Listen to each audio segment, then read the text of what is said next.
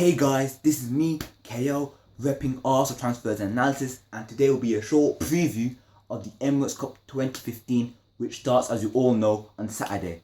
So basically, Arsenal will be playing Lyon on Saturday at 4:20 GMT, and then on Sunday, Arsenal will be playing Wolfsburg, and that'll be the end of it basically. Each team has 2 games. The other team involved is Villarreal, who we won't be playing.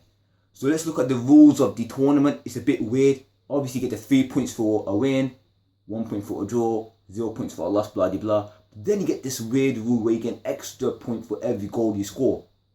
But then, if you think about it logically, other teams will be trying to counteract you and prevent you from scoring so that you don't get extra points.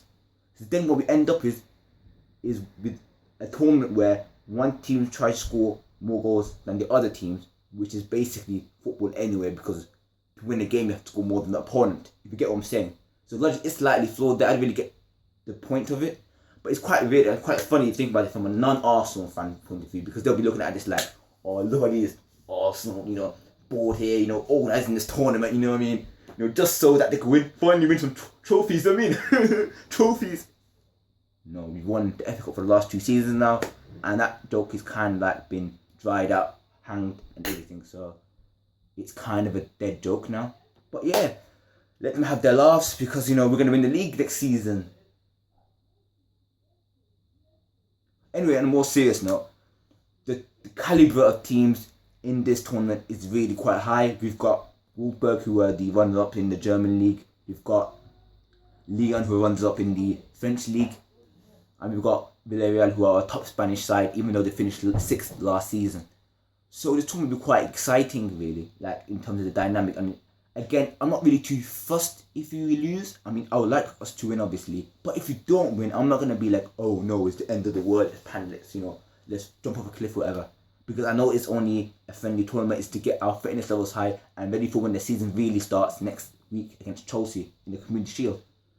And basically, in terms of other news that's been going around in the last couple of days, the big news from Sky Sports yesterday was that Benzema's agent has said 1,000%, not even 100%, 1,000, not even 110%, 1,000% that Benzema is staying, which is like a nail in the coffin, basically, for Arsenal, because Benzema was the main transfer target, according to all the media outlets. Apparently he's staying. But the thing is, it's not really a dead end if you think about it, because with Real Madrid, they don't really give a damn if you're, the biggest guy in the world. If they think you're surplus to requirements, they'll just kick you out.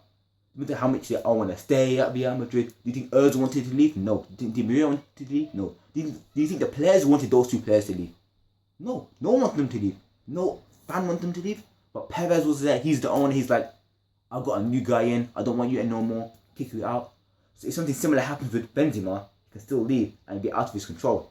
But I don't think that this whole 1,000% he's going to stay thing is something that's positive in terms of Arsenal fans who want to sign him.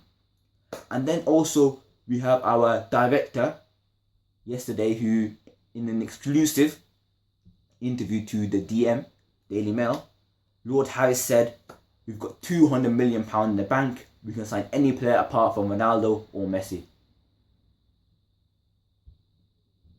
Why are you saying this? How is this helping us? How is this going to affect our transfer dealing? I think this will actually be negative. Because now what happens is, when you go out trying to sign your average Joe or Tom, Dick and Harry, you'll be hearing the other clubs saying, £200 million in the bank, huh? Let's add an extra 10 million on top of that, an extra 20 million on top of that. Let's raise the transfer fee a bit.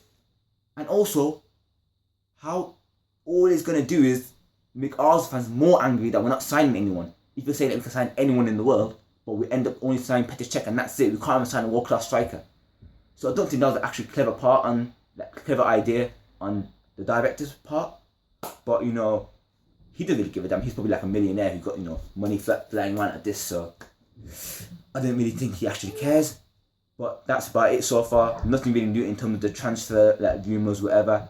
I'll come back later after the Emirates Cup with a review of the Emirates Cup, seeing how Arsenal went. Seeing, hopefully, fingers crossed, no extra injuries, because with Chelsea next week we can't really have any extra injuries. Obviously Sanchez is not going to be playing because he's had an extended leave from the Copa America, so we'll do 1 man down. Don't want to go into that with any other injuries. But apart from that, that's me all for today. Take care, guys. Please leave a like, rating, subscribe if you're new. Follow our Facebook page if you don't, but I'm sure you all follow it because, you know, it's a mad page.